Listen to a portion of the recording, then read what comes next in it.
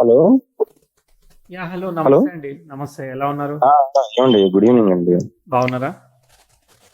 బాగున్నానండి. బాగున్నారండి మీకు? Very good, very good. So birth details చెప్తారా? అదే బర్త్ డీటెయిల్స్ వచ్చేసి 1983 అండి. ఓకే. 1983. ఓకే. నెక్స్ట్ జనవరి 26. ఓకే. టైం? జనవరి 26 ఉదయం 9:10 ఓకే. రాసిన టైమేనా పక్కా పేరెంట్స్?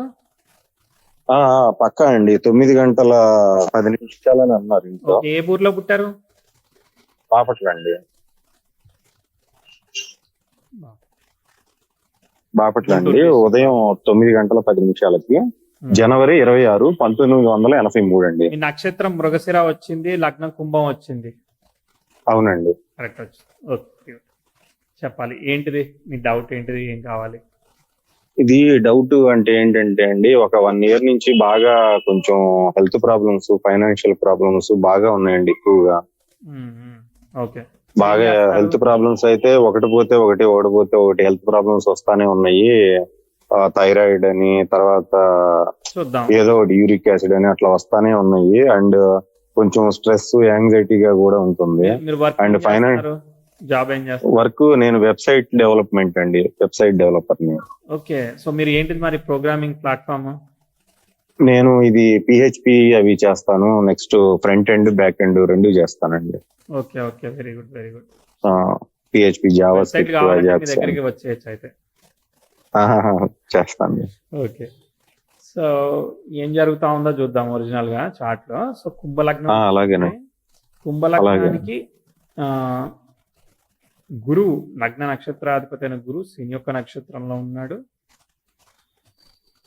శని వచ్చేసేసి ఎగ్జాల్ట్ అయ్యాడు. కాకపోతే ఏమైంది, శని రాహువులు ఇద్దరు కూడా ఒకే నక్షత్రంలో ఉండడం వల్ల గురువుకి అది డిస్టర్బ్ అయ్యాడు. డిస్టర్బ్ అయినా కూడా అది మంచిదేలే ఆ గురువు వరకు. కాకపోతే కుటుంబ భావ ఫలితాన్ని త్వరగా అయ్యాడు. లగ్నాధిపతి ఎగ్జాల్ట్ అయ్యాడు కాబట్టి సేవ్ అవుతాడు. కానీ ఎంత సేవ్ అయినా కూడా కొంత వక్రత్వ దోషం ఉంది, దానివల్ల డిస్టర్బ్. తర్వాత దశమాధిపతిను రాహు ఒకే నక్షత్రంలో ఉన్నారు కాబట్టి అసలు మీకు ప్రొఫెషనల్ సెటిల్మెంట్ అనేది అనుకున్నంత స్థాయిగా అగ్రెసివ్గా అవ్వకపోవడం, instability in finance, instability in career అనేది మిమ్మల్ని బాగా ఛాలెంజ్ చేస్తూ ఉంటుంది. కనిపించాయా? అవునండి, అవును. తర్వాత నెక్స్ట్ శుక్రుడు, తర్వాత చంద్రుడు ఇద్దరు ఒకే నక్షత్రంలో ఉన్నారు, కుజ నక్షత్రంలో. కుజుడు ఎవరైతే డిస్టర్బ్ అయ్యాడో ఆ నక్షత్రంలో ఉన్నారు. మళ్ళీ చతుర్థ భాగ్యాధిపతి డిస్టర్బ్ అయ్యాడు. అంటే చాట్లో అసలు ఏ గ్రహం వదలట్లేదు, అన్ని గ్రహాలు కూడా ఆడుకుంటున్నాయి కదా. సో రవి ఓకే, రవి చంద్ర నక్షత్రం వరకు ఓకే, కానీ చంద్రరాహుల కలయికని రవి క్యారీ చేస్తున్నాడు. తర్వాత శుక్రుడు లాభంలో ఉన్నాడు. అంటే కేతు ఒక్కడు బాగున్నట్టు అనమాట. కేతు స్టార్ లాడు దశమంలో ఉన్నట్టు యాక్ట్ చేస్తాడు. కేతు నక్షత్రం కదా, రాస్యాధిపతి బాగున్న వరకు అది ఇస్తుంది. బుధుడు శుక్ర నక్షత్రంలో ఉన్నాడు. శుక్రుడు ఓకే, అయితే బుధుడు డైరెక్ట్ అయిపోతాడులే, ప్రాబ్లం లేదు. Okay, right. సో ఇప్పుడు అసలు టైం ఎలా జరిగింది, దశలు ఎలా జరిగాయో చూద్దాం. సో మొదట కుజదశ, కుజ నక్షత్రం లార్డ్ అయిన వాడు రాహు పంచమం, కుజదశ యావరేజ్. కుజుడు తర్వాత నెక్స్ట్ మనకి తర్వాత రాహు ఇండికేట్స్ మెర్క్యూరీ కాబట్టి రాహు దశ పర్వాలేదు కొంతవరకు. రాహు తర్వాత నెక్స్ట్ గురుదశ. గురువు స్టార్ లార్డ్ బాగాలేదు కాబట్టి గురువు చాలా వరకు ఏం చేస్తాడంటే ఏదో రకంగా అరేంజ్ చేసుకుంటూ తీసుకుపోతాడు అనమాట. కానీ అయినా కూడా ఏంటంటే కొంచెం అన్స్టెబిలిటీ ఉంటుంది. శని దశ వచ్చింది. శని స్టార్ని ఆక్యుపై చేసిన ఏకైక గ్రహం. శని ఎగ్జాల్ట్ అయ్యే వరకు శని స్టార్ లార్డ్ పంచమ స్థానాన్ని ఇండికేట్ చేస్తుంది. కాకపోతే ఏంటంటే మనకి ఇదే చేయాలా ఇంకోటి చేయాలా అని వేవరింగ్ అనేది అసలు ఎప్పుడు కూడా బాగా తినేస్తూ ఉంటుంది. కాన్ఫిడెంట్గా మనం ఒక దాని మీద స్టెబుల్గా ఉండాలా లేదా అనే దాన్ని బాగా మీరు అంటే ఒక వరిలోకి వెళితే మీరు దాన్ని డీప్ గా వెళ్ళిపోతా ఉంటారు అనమాట. అవునండి, అవును, అలాగే అవుతుంది. అట్లా చేస్తా ఉంది. సో షష్టాధిపతి అయిన వాడు పూర్తిగా డిస్టర్బ్ అయ్యాడంటే ఎస్, కుజుడు వల్ల డిస్టర్బ్ అయ్యాడు కాబట్టి షష్టాధిపతి ఆరోగ్యం గురించి చెప్తుంది. తర్వాత అష్టమాధిపతి అనేవాడు బాగున్నాడు, అంటే ఆయుర్దాయ కారకుడు బాగున్నాడు. లగ్నాధిపతికి ఏర్పడిన వక్రత్వం, షష్టాధిపతి ఏర్పడిన వక్రత్వం, ఇవి కొంత ఛాలెంజ్. సో రైట్, ఇప్పుడు దశ ప్రోగ్రెషన్ పట్టుకుందాం. అసలు మనకి ఎక్కడి నుంచి అసలు ఎలా పోతుంది. శని వక్రించడం అనేది ఓ రకంగా లగ్నాధిపతికి క్యాన్సిలేషన్ ఇచ్చింది, చాలా వరకు ప్లస్ అయింది. Right, progressive 10th house, progressive Mercury అంటే మీకు progressive Mars 14 degrees progressive Mars.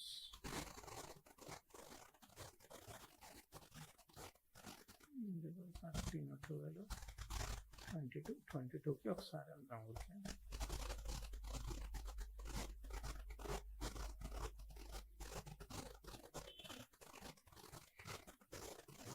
నేను కొన్ని చెప్తాను, అది మీకు పనిచేసేయా లేదో చెప్పండి మరి. అలాగేనండి, తప్పకుండా. 2016కి మీకు రాహుభుక్తి జరిగింది. 16, 17, 18, 19 ఆ రాహుభుక్తి ఏదైతే జరిగిందో ప్రోగ్రెసివ్ మెర్క్యూరీ 10th house కి మంచిగా సెక్స్టైల్ ఇచ్చాడు.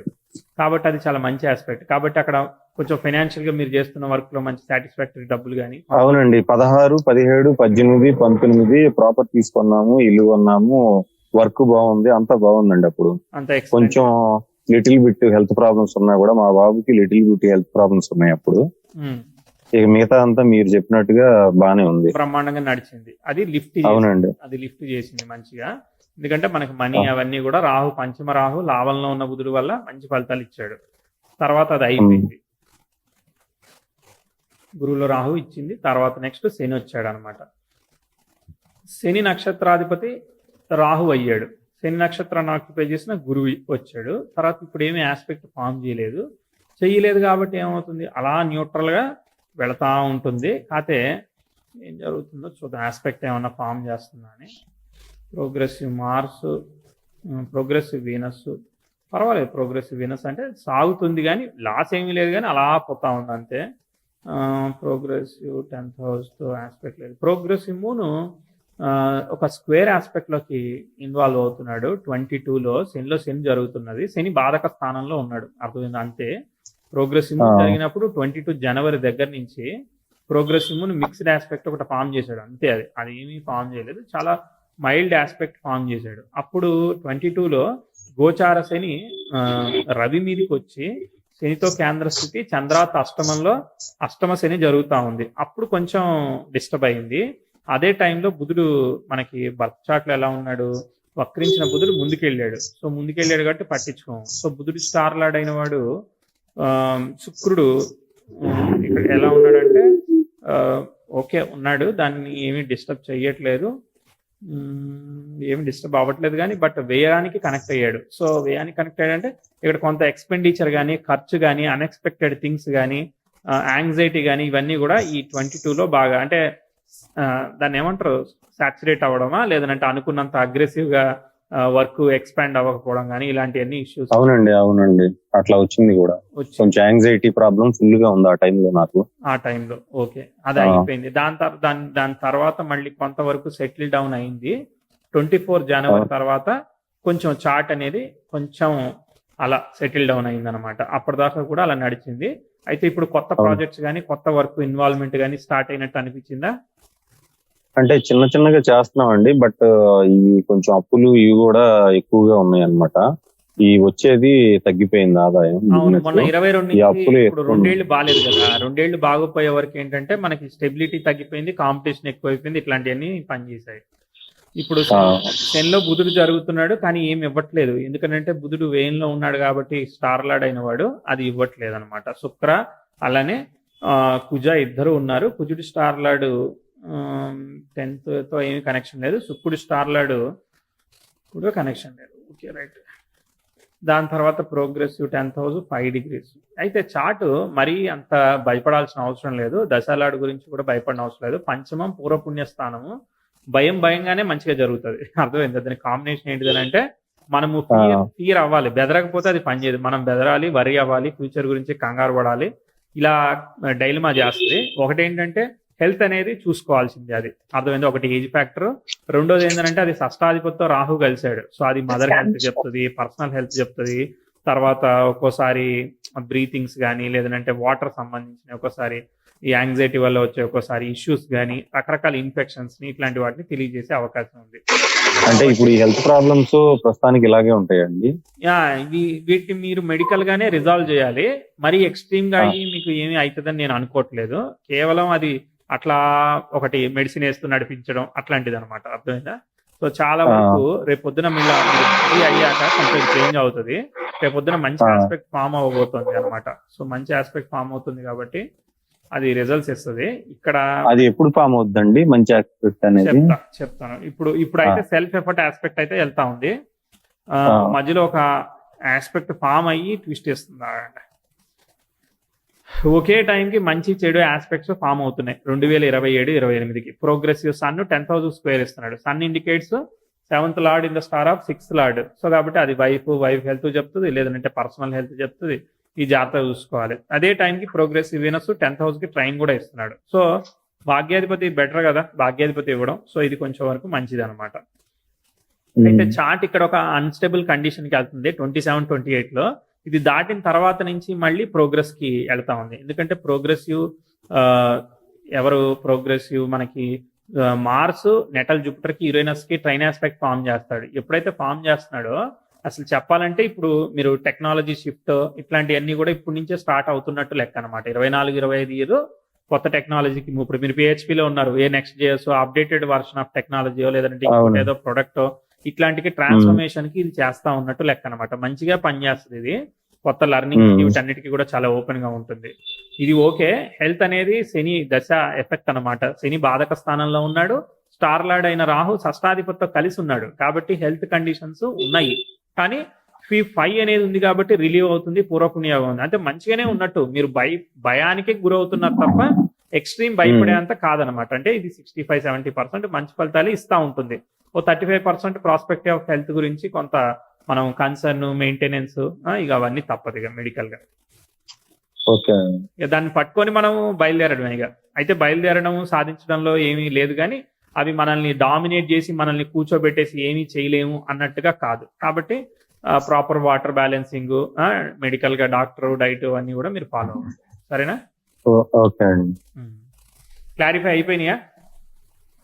ఓకే అండి. మరి ఫ్యామిలీది అది ఎలా ఉందండి? వైఫ్ కూడా కొంచెం హెల్త్ ప్రాబ్లమ్స్ అవి అయితే ఉన్నాయి. సో మెడికల్ గా ఒకసారి కన్సల్ట్ అవ్వండి. ఇక్కడ కాంబినేషన్ వైజ్ గా కొంతవరకే చూపిస్తా ఉంది, కంప్లీట్లీ నెగిటివ్ గా చూపించట్లేదు. ఎందుకంటే చంద్రుడు డైరెక్ట్ గా రాహుతో కలిసి లేడు అన్నమాట. ఒకే నక్షత్రంలో ఉంటే దెబ్బతినేవాడు కానీ చాలా వరకు ఉంటే గానీ, but still some extent it results ఇస్తున్నాడు. మీరు హార్డ్ వర్క్ చేయడానికి టైం చాలా అగ్రెసివ్ గా సపోర్ట్ చేస్తా ఉన్నది. మధ్యలో ఒక వేవ్ ఉంది 27-28, అది దాటిన తర్వాత మళ్ళీ చల్లబడి మళ్ళీ ముందుకు పోతా ఉంటది. పూర్తిగా భయపడినంత ఎక్స్ట్రీమ్ కాదు కానీ బ్యాలెన్స్ చేస్తుంది. దాని తర్వాత కూడా మళ్ళీ మంచి అప్లిఫ్ట్ ఆస్పెక్ట్స్ ఉన్నాయన్నమాట. ప్రోగ్రెసివ్ 10th హౌస్, సెక్స్టైల్, నెటలు ఇవన్నీ కూడా జూపిటర్ ఇవన్నీ సాగుతాయి అనమాట. ఇక్కడ మధ్యలో 28-30 మధ్యలో కొంచెం అది ఫ్రిక్షన్ చేస్తున్నాయి. దాని తర్వాత మళ్ళీ 33లో కూడా మళ్ళీ పైకి లేసిపోద్ది అనమాట. చార్ట్ పైకి వెళ్ళిపోద్ది అనమాట. మంచిగా వెళ్తుంది. సో మన శక్తి కొద్దీ మనం లైఫ్ లో మంచిగానే ముందుకు వెళ్ళగలుగుతాం. ఎందుకంటే 5-9 స్థానాలు పూర్వపుణ్య స్థానాలు. అఫ్లిక్షన్స్ ఉన్నా కూడా ఓవర్కమ్ చేసే విధంగా మనల్ని తీసుకుపోతాయి. అంటే మనకి సమస్య వస్తుంది, ఏదో రకంగా సాల్వ్ అయ్యి మళ్ళీ ముందుకు పోతా ఉంటుంది. మనం అలానే స్టక్ అయిపోయి ఉండవు. కంగారు పడాల్సిన అవసరం లేదు. సరేనా? అదేలేండి. బిలీవ్ ఇన్ సెల్ఫ్ ఎఫర్ట్స్ అండి. మీ సెల్ఫ్ ఎఫర్ట్స్ కి పూర్వపుణ్యం అంటే దైవానుగ్రహం కూడా దొరుకుతా ఉంది. సో మనం చేసే మంచి పని చేసుకుంటే మనం ముందుకు పోవడమే, అంతే. సరేనా?